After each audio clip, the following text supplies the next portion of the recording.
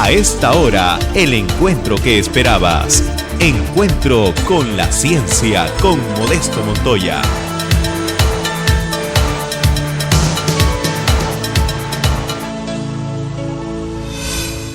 Gracias amigos por estar con nosotros en este encuentro con la ciencia especial que la vamos a dedicar enteramente a la Universidad Nacional de Ingeniería, la mejor universidad en ciencia y tecnología en todo caso. Y estamos con el señor rector, ex rector, arquitecto Javier Sota Nadal, que fue pues un gran actor en los años 90, donde pasaron muchas cosas, años tremendos. Y la entrevista con el señor Javier Sota Nadal es para tratar de comprender qué está pasando. Por lo menos a mí me es bastante confuso. Lo que estamos viendo, así de manera empírica, es que por décadas la UNI ha sido congelada en presupuesto, en número de vacantes, en número de profesores, y hace como 15 años en remuneraciones. Es como si el Estado hubiera decidido congelar a la UNI, también a las universidades estatales en general. Y paralelamente a ello, han crecido las universidades privadas. El Lima Norte, donde había solamente Cayetano y UNI, ahora está, digamos, ocupado por innumerables universidades. Y además, otro aspecto es que el Estado ha decidido enviar a los muchachos inteligentes, que según ellos escogen de alguna manera, a las universidades privadas a través de la beca 18. En todo caso, todo aparentemente nos hace pensar que el Estado ha decidido abandonar la universidad estatal y promover la educación de los pobres en las universidades privadas con altas pensiones. Eso es lo que yo veo así en forma práctica como físico experimental. ¿Qué nos dice el señor rector Javier Sota Nadal? ¿Cuál es su análisis al respecto? ¿Usted piensa diferente? No, coincido, Modesto, con muchas de las cosas que has dicho, pero el proceso es complejo, ¿no? Tú has abordado parte de las complejidades y yo quiero suscribir lo que tú has dicho y decir lo siguiente. Hemos llegado a una situación en que inclusive académicos, intelectuales en los periódicos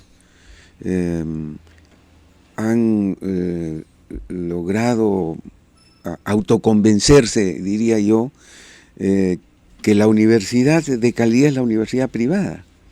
Y eso es absolutamente equívoco, ¿no? La universidad pública, tanto en el Perú como en otras realidades como en Estados Unidos, en Francia que tú conoces, o Japón, o Rusia, o Finlandia, la universidad de calidad es la universidad pública. Claro que en algunas áreas la universidad privada adquiere o alcanza niveles altos de rendimiento, pero todas estas universidades privadas de alto rendimiento en Estados Unidos, por ejemplo, o en España algunas, muy pocas, son sin fines de lucro. Acá son de lucro sin fin. Lucro sin fin. Aquí son de lucro sin fin. Entonces, yo lo primero que te diría es que, si bien ese no es tu propósito, a los que nos escuchan decir que en este momento lo que necesita el Perú, lo que tiene el Perú, lo que hace el Perú en este momento en términos de su hacer en el marco físico territorial, es producto de las universidades públicas. Ahí están los ingenieros, los arquitectos de las universidades públicas, especialmente la UNI, haciendo en el país, en las carreteras, en las represas, en las minas, en la industria, etcétera, etcétera. Entonces, la universidad pública en realidad es el motor de la economía real del país, por decirlo de alguna manera. Las universidades privadas se han posesionado bien. Vamos a hablar de la Universidad del Pacífico, por ejemplo, en economía, ciertamente, una gran universidad, o en medicina como Cayetano, ¿no? Y esa gran universidad también como la Universidad Católica. Pero fíjate, esas tres universidades son sin fines de lucro. Son universidades que tienen el conocimiento y el servicio al país como una tarea imprescindible que no puede pensarse en términos de lucro y de ganancia. Entonces, esa es una primera entrada. Yo sostengo acá que en este momento los mejores cuadros que necesita el Perú se están formando en este momento, básicamente, no solamente, básicamente en la universidad pública. En San Agustín de Arequipa, en Santo Antonio del Cusco, en San Marcos, en la UNI, en la Agraria. Sin embargo, los que dirigen el país, ministros y grandes funcionarios, cuando uno los ve, no hay esa representación. La mayoría, con Humala, por ejemplo, la mayoría era de la Católica, de Lima y del Pacífico, y la mayoría también era abogados, sociólogos, economistas. O sea, no hay un reflejo de lo que pues tú hay señalas. una suerte de dictadura de los abogados y de los economistas liberales. Y de las universidades privadas en el Consejo de Ministros. Bueno, porque finalmente la política en términos de discurso habita mejor entre los abogados y entre los economistas, ¿no? Porque finalmente ellos no ven cosas duras, yo señalo además que son de universidades privadas, no son cualquier economista. Eso me hace pensar que su corazoncito va en esa dirección, y por motivo por el cual no ven por qué apoyar, promover la educación estatal, más bien desvían recursos a sus amigos, a las universidades privadas, porque la beca 18 es básicamente... No, pero no solamente su corazoncito, ellos entienden el mundo desde la perspectiva de la universidad privada. Por ejemplo, vayamos directamente al grano. A ver. Beca 18 no surge, sostengo yo, en ningún lugar del pensamiento académico universitario, ni privado ni público, surge de Palacio de Gobierno. Y tanto el señor Humala no estudiaba en una universidad, y la señora Nadine venía de una universidad privada. Y entonces ese ha sido un diseño de la Universidad surgido de Lima, de Palacio de... Universidad de Lima, con posgrado en la Católica, y la mayoría de los ministros eran de ese sitio. Bueno, entonces, ¿qué es beca 18? Es la transferencia del Estado de cientos de millones de soles a las universidades con fines de lucro. Y dice que está abierto para la universidad pública, pero hay, en este caso, lo que diría un filósofo, una aporía, por lo siguiente. Se supone que la beca 18 es para pagar estudios universitarios, ¿no es cierto? Entonces, parto yo de la siguiente premisa. En Palacio de Gobierno no se sabía que la educación universitaria y de muy buena calidad es gratuita en las universidades públicas. Entonces, desde el comienzo eso se pensó para favorecer a las universidades privadas. Bueno. ¿Por qué? Para ingresar a la UNI, tú lo sabes. Bueno, se necesita hay que estudiar un poco. Estudiar, pasar un examen, y una vez que pases en ese examen, no pagas nada a la UNI. Entonces, esta beca 18 ha terminado en lo que ha terminado, ¿no? Hay universidades privadas que han hecho campus, aularios la llaman, que es un término que para mí es detestable, es un conjunto de aulas para dictar cursos, y eso no es universidad, como tú sabes, en los conos, con ese dinero transferido por el Estado a estas universidades. Y sin embargo, o mejor dicho, paralelamente, como tú dices, el Estado tiene agostadas a las universidades públicas. Sí ha aumentado el presupuesto, y sí ha habido aumento de remuneraciones. Cuando fui yo ministro, no por mí ciertamente... No, estamos hablando de hace 15 años más o menos. Bueno, hace 10 años hicimos un aumento. Desde ahí estamos congelados. Desde ahí hay un congelamiento, pero no hemos dicho otra cosa, que ojalá beca 18 hubiera llevado masivamente a estos chicos a universidades privadas como el Pacífico, como Católica, como Cayetano, como la Universidad Privada de Piura, ¿no? que es una universidad confesional, pero muy importante. No, ha llevado a universidades, no las voy a nombrar para que no me querellen a raíz de tu programa, pero universidades que no están acreditadas ni tienen No están en los rankings. No están en los rankings peruanos, ¿ah? No te no. digo porque nuestras universidades tampoco están en los rankings mundiales, ¿no? Bueno, pero por otro lado, el tema es que la calidad, eso me enseñaron hace mucho tiempo, la calidad de una universidad es la multiplicación de la calidad del estudiante, del profesor y de la infraestructura, ¿no es cierto? Si uno de esos factores es cero, un poco difícil que la cosa salga bien. Y la manera de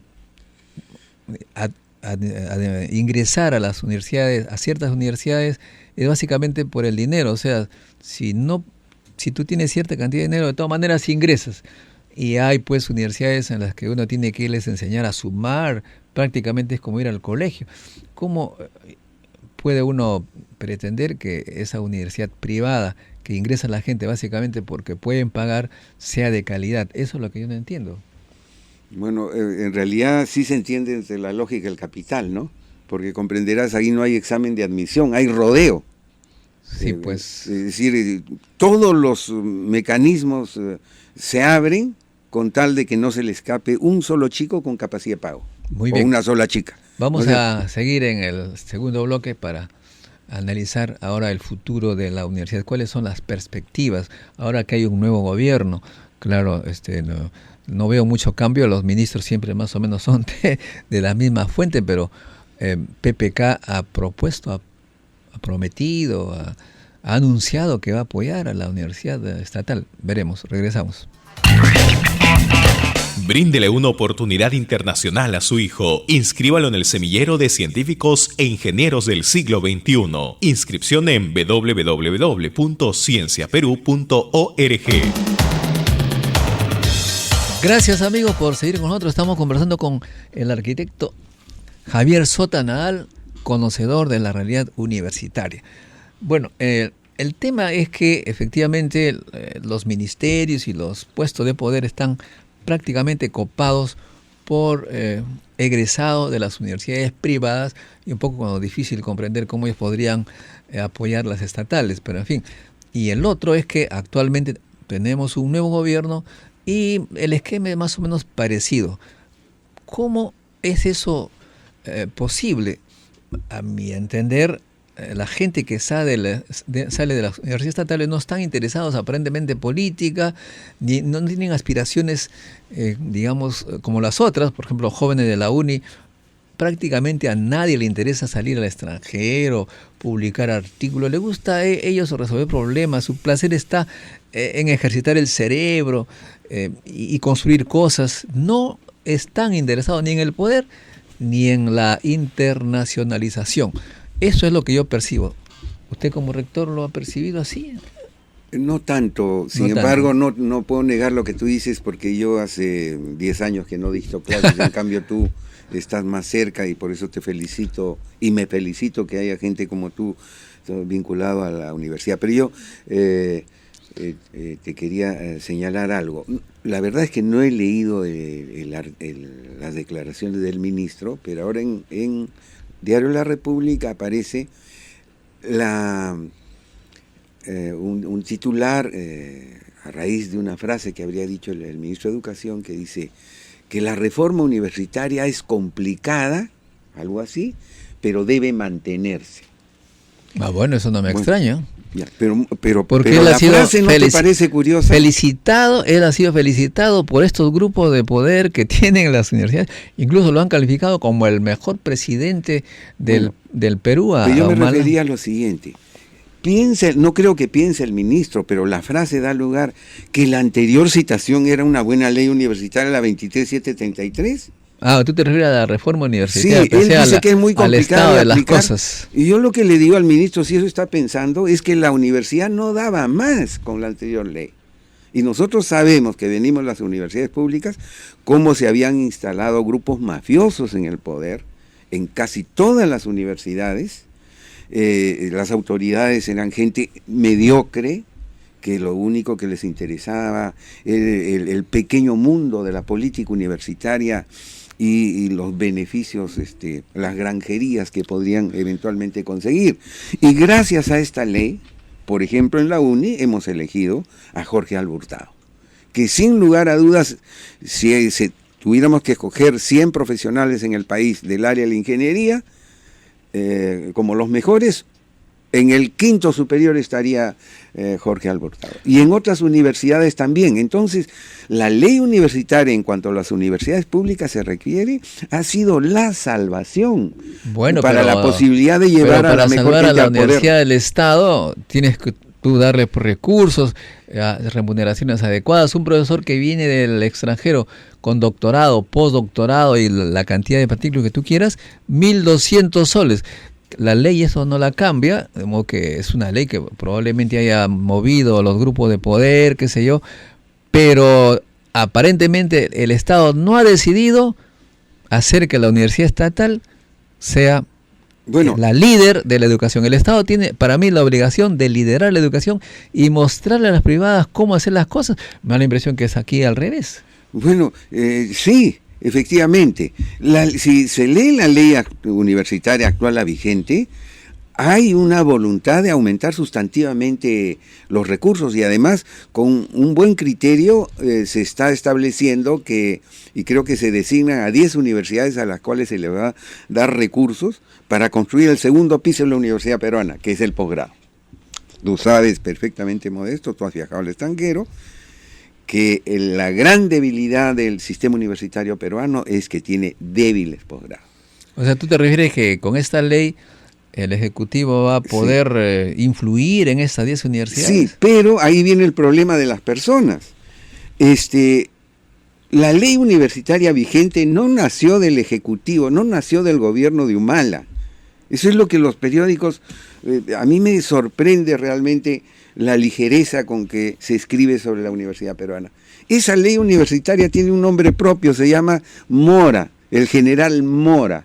El general Mora tomó lo que se había hecho anteriormente, de varios grupos de trabajo, yo también trabajé en una de esas leyes, hasta en 2 leyes, y milagrosamente, con el apoyo de prácticamente todos los grupos, logró hacer aprobar esa ley. Esa ley no era del Ejecutivo Humala, fue una ley del Congreso de la República.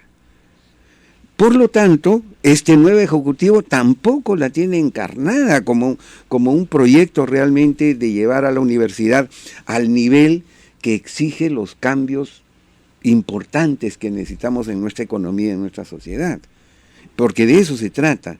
No se trata de lucir un cartón, no se trata de publicar, se trata finalmente de resolver los graves problemas que tiene el Perú en todo orden de cosas, con ciencia y tecnología, y con profesionales que estén perfectamente entrabados con la realidad nacional y con recursos para investigar. Tú planteabas esa tríada, ¿no es cierto? Buenos estudiantes, buena infraestructura y buenos profesores. Claro, porque, por ejemplo, en Francia tú conoces muy bien el Politécnico, ¿no? Claro. Ahí ingresan los mejores cerebros de Francia, por concurso, digamos, están los mejores profesores, la mejor infraestructura, y los alumnos todos son becados, completamente becados. Aquí no, pues aquí tienes tú la uni, me da pena decirlo, pero veo muchachos muy, muy inteligentes, que tienen pues unos menús de prácticamente de mendigos, un montón de arroz, un montón de papas y 4 o 3 piecitas chiquitas de carne. Con esa alimentación tampoco se puede. Claro, pero el gobierno debería becarlos a todos estos chicos. Pero mira, hay que sacar las consecuencias de lo que dices. Mira, en Francia efectivamente ocurre eso. También la Politécnica de Cataluña. También en Estados Unidos en cierta medida. En las grandes universidades tienes cerebros de todo el mundo con todas las facilidades pensando el futuro, ¿no es cierto? Entonces, el problema es que una cierta orientación de una izquierda mal entendida planteó el igualitarismo. Y es más o menos impertinente en la diplomacia universitaria decir hay que apoyar a los mejores. Bueno, yo sostengo y hemos sostenido, y la ley esta lo dice, que hay que apoyar a las mejores universidades. El presupuesto de la UNI tiene que ser el más importante del país. Ahí está toda la ingeniería. Espero que esto se ponga pues en práctica, porque por ahora lo que yo veo es teoría y la universidad estatal va hacia abajo, es lo que yo veo. porque necesita laboratorios y necesita proyectos de investigación. La infraestructura, si tú te paseas por tu universidad, por nuestra universidad, y ves la infraestructura que ya está un poco vetusta, salvo uno que otro nuevo, y tú te paseas pues por la Católica o estas universidades, una diferencia increíble. Y la UNI pues es del Estado, el Estado tiene cualquier cantidad de recursos que viene de la minería y tanta cosa. Entonces el Estado, para mí, tiene que dar el ejemplo de cómo debe ser la universidad en todos los sentidos. Alumnos becados, infraestructura de primera y profesores bien pagados para que las privadas Pero no te estás refiriendo a los aularios, ¿no? Porque eso a mí me da mucha pena. Porque tanto las universidades públicas como las privadas, ¿sabes lo que hacen? Sí. Construyen unos edificios, pisos de porcelanato, baños maravillosos. ¿Y qué ponen? Carpetas, computadoras, y eso es universidad. Lo que se necesita son laboratorios. Claro, eso no es un aulario. Pero justamente eso se trata. El Estado tendría que poner eso en nuestras universidades estatales para que ¿Cuánto lideren? Costaba en tu facultad de ciencias ese espacio absolutamente hermético donde permitía hacer física de superficies? Bueno,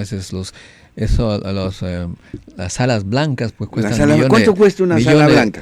$10 millones. Bueno, eso es lo que tenemos que hacer, porque no se puede hacer nada en términos sofisticados en el Perú si no tenemos una sala blanca. Sin contar los equipos, ¿no es cierto?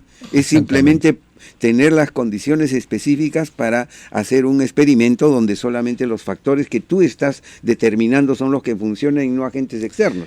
Bueno, mira, se nos está acabando el tiempo, pero la pregunta que te decía, ¿por qué los egresados de las estatales y los profesores no hacen política? No lo sé, pero yo quiero acabar con una cosa positiva. Mira, yo tengo la suerte de ser miembro del directorio de la Fulbright. Bueno, eso está una cosa muy buena. Pero además, como miembro director y como soy también en cierta medida académico, me designa la Fulbright para entrevistar a los chicos que se van a las mejores universidades de Estados Unidos. Entiendes, a Harvard, ¿eh? No te imaginas la alegría con que salimos todos de estas entrevistas. Las universidades, bueno, Católica, Cayetano, a la Agraria, San Marcos, UNI y una que otra universidad. Chicos brillantes así, que hacen carreras además importantes, que los aceptan, que inclusive los retienen. Para eso están las becas, ojo. Los retienen para sus doctorados, porque hay un compromiso de retorno. Entonces, sí hay digamos un plantel docente muy importante en las universidades públicas y privadas, y un plantel discente de estudiantes también extraordinario, con grandes capacidades. ¿Eres optimista entonces? Soy optimista porque ahí está la semilla. Muy y lo bien. Que tiene que hacer, lo que tendría que hacer nuestro presidente de la República, Pedro Pablo Kuczynski, y sus asesores, que son también curiosos. No sé de dónde serán, pero el presidente de la República ha dicho que lo ha dicho antes, durante la campaña, yo voy a apoyar a la Agraria, a la UNI y a San Marcos. Esperamos. Inclusive yo lo acompañé cuando era ministro a una visita que hizo a San Marcos. Quiere mucho a San Marcos porque su padre enseñó en San Marcos. Espero que se acuerde de esas tres universidades. Yo creo que esa sería una decisión valiente que podrá ser criticada, pero tiene que darle recursos a esas tres universidades. ¿Para qué? Para las tres cosas que has dicho tú. Que no coman solo arrocito con papas, ¿no es cierto? Que tengamos laboratorios de modernos, no antiguos, y que tengamos profesores bien remunerados que no tengan que cachuelear en varias universidades. Además, para que vayan los mejores, ¿no? Así es. Bueno, con esas esperanzadoras palabras, te agradecemos, Javier, por esta interesantísima entrevista, y espero que no sea la última vez que estés por acá en esta cabina. No, es que algunos domingos tengo que salir con mis nietos. Bueno, muchas gracias, amigos, y regresamos.